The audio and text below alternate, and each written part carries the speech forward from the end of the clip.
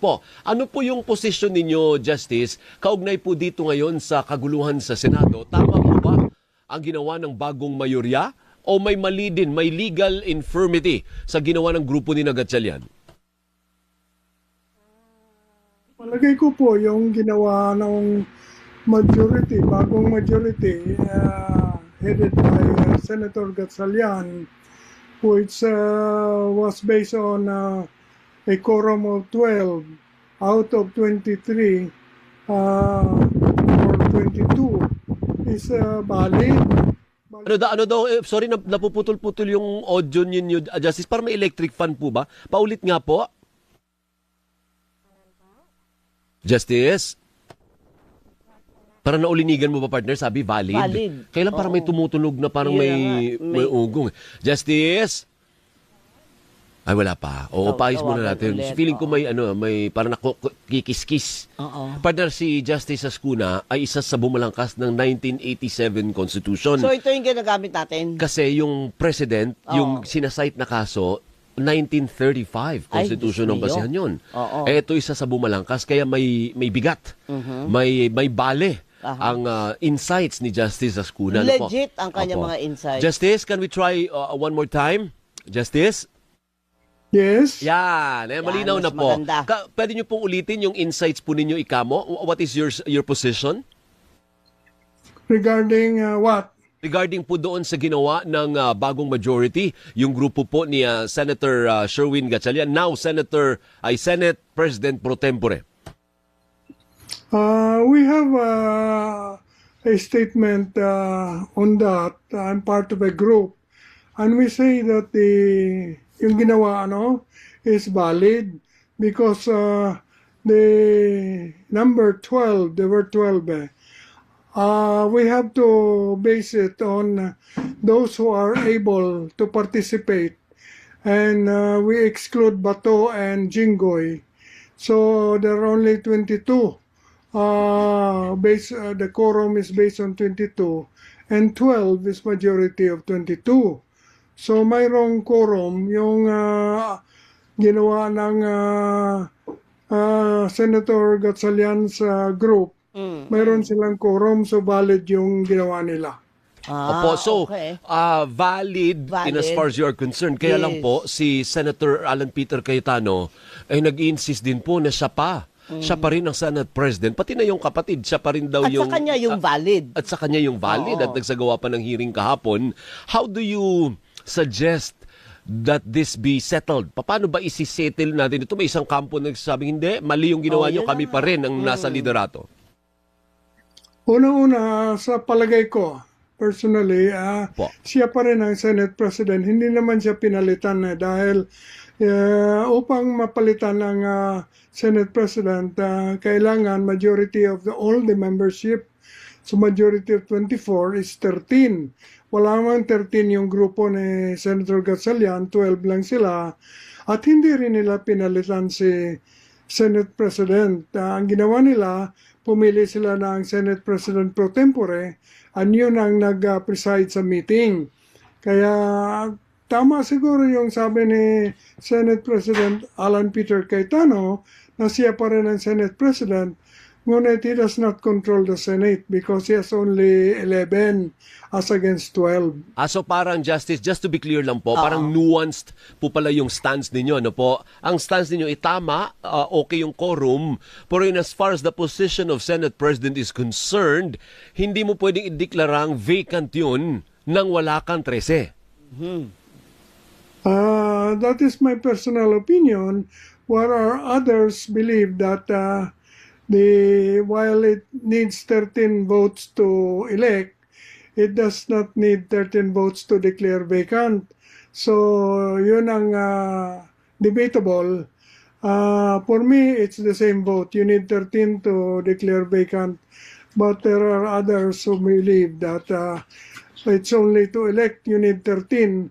And a regular quorum can declare it vacant. Pero may problema, Justice, kasi may impasse po Kasi ang posisyon ni Gatchalian, siya ang acting Senate President. Hindi pa pwedeng dalawa ang Senate President. Isa lang po ang dapat na Senate President. So may impasse po. What do you suggest? Who should go to court?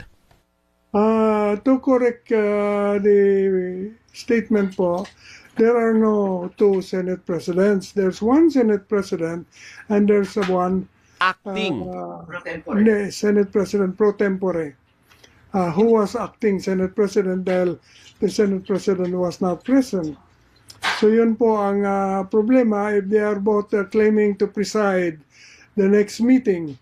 That can be solved in two ways. One is, of course, to go to the Supreme Court and ask the Supreme Court who is the rightful presiding officer.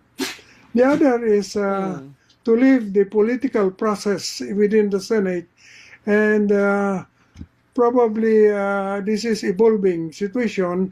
One more senator might cross over, and the necessary vote to elect a new Senate President will be obtained. But in this case, Justice, who do you think should go to court? Is it the camp of Cayetano or yung kampo ni Gatchalian? I cannot predict who, but any of them is possible. They can change their affiliation. So if that happens, you need only one person, one senator, to change sides. You'll have 13. Opo. Justice, sabi nga ni Alvin, is ka doon sa nagbalangkas ng konstitusyon. Bakit po kaya nagkakaroon ng sandamakmak na interpretasyon? Kanyo naman malinaw doon sa konstitusyon kung ano ang proseso. Bakit nagkakagulo ngayon? Dahil sa computation ng quorum, whether it should be based on 24 or you exclude those who cannot participate. So yun ang interpretation. Ang grupo ni Senator Gatchalian says that we have to exclude those who cannot participate because one is detained and the other is fugitive, running away. So cannot be found. So you exclude that in counting the quorum. If that is correct, then the quorum is only 12, and they have enough to do business.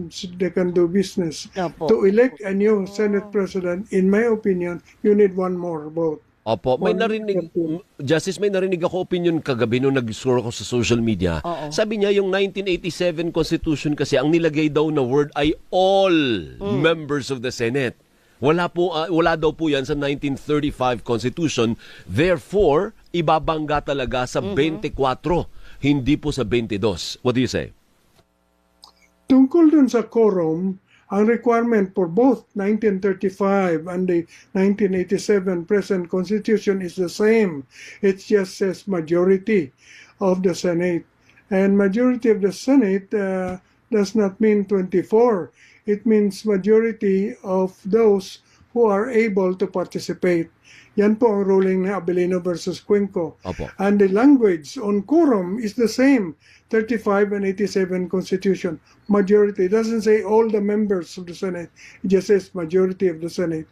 And that has been interpreted to mean only those who are participating will be included in reckoning the quorum. Opo. Justice, kung wala pong magde-defect from the side of Cayetano to the side of Gatchalian para makakuha po sila ng 13 at mag-i-insist si Cayetano na siya pa rin ang mangunguna at siya pa rin ang maglilid, ano po, paano po yun? Sino ang masusunod? Yung acting Senate President na Senate President pro tempore o yung Senate President na si Cayetano? The dynamics of the Senate will decide that, for instance, if Alan Peter Cayetano insists he is the Senate President, and then he calls the meeting, and then he has only 11, then wala silang quorum, so he cannot proceed. So, on the other hand, the group of Gatchalian can meet, and they have a quorum, so they can do business because they are 12. So, yun ang nakikita ko na kung the two groups will insist on meeting separately, Opo. the one that has a quorum and can do business is the group of Gatchalian. Opo, pero parang hindi naman siguro pwede na sinisweldohan kayo ng taong bayan, and yet ganyan ang nangyayari. Ano Kaya po? na nga eh. Nakakahiya po sa taong bayan na, kasi public servants po sila, hindi ba, Justice? Opo, dapat isipin nga nila yung kapakanan ng bayan at ayusin nila. Sila din dapat mag-ayos na para hindi nakakalula yung sitwasyon sa Senado ngayon. Justice, may bale po ba na ang kinilala ng Malacanang, ang kinilala ng Kamara ay ang kampo ni Gatchalian?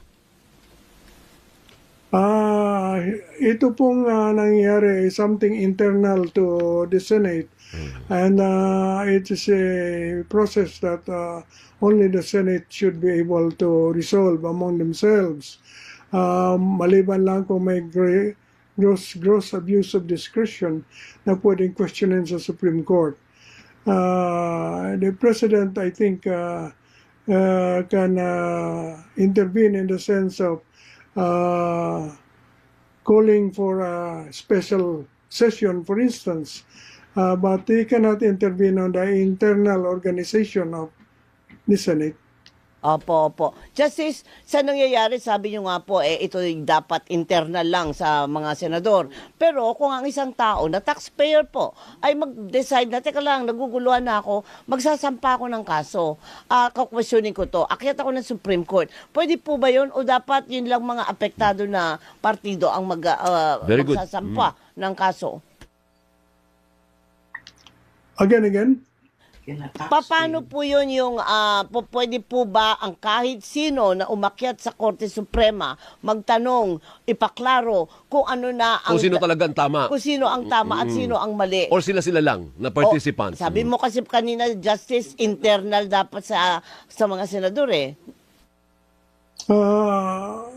Ang palagay ko dapat ay pabayaan na muna ang Senado na gumawa ng solusyon at hindi muna magkialam ang Korte Suprema sa palagay ko dahil ito ay internal matter at ang tinatawag na political question, hindi dapat makialam ang Korte Suprema. Pabayaan muna ang development dahil mabilis ang development dito. Malamang sooner or later the Senate itself will solve the problem. Halimbawa, one more senator will cross the line, that will solve the problem. Pero academically speaking, for discussion purposes lang, Justice, ano po, pwede ba na ang pumunta sa Korte Suprema para magkaroon ng kalinawan kung sino talaga ang tama o mali ay halimbawa si Doris Bigornia as a taxpayer? O hindi pwede yun, dapat kung sino lang yung apektado ng gusot, either sa kanila ang pupunta sa Korte Suprema, hindi pwede yung ordinaryong Juan de la Cruz. A taxpayer suit is possible because this involves a question of far-reaching importance. And the jurisprudence says that where questions of far-reaching importance are concerned, even a taxpayer has an interest, legal interest to file a suit. So it's possible the taxpayer can file a petition in the Supreme Court to determine, for the court to determine whether or not Senate President Alan Peter Cayetano is still Senate President, for instance. But what the court will do, we cannot tell because there are many options in that case for the court. Kumbaga pwedeng sabihin, Justice ng Supreme Court na hindi internal yan sa Senado eh. Hindi kami makikialam. Pwedeng ganun, ano po? Pwede sabihin, political question yan. Yeah. Hindi kami makikialam. Opo. Yun ang one possibility. So Opo. we cannot tell. Opo. We cannot preempt what the court will do in that eventuality. Pero kung ang tanong lang ay kung pwede kayong magsampa, pwede. Kahit sino. Pero ang susunod na tanong is, aaksyonan ba ng Korte Suprema ay hindi natin alam. Ayan, ganun yun, ano. Thank you, Justice. Mabuhay po kayo. Maraming salamat po sa oras. Ano po? Thank you, Thank you, sir.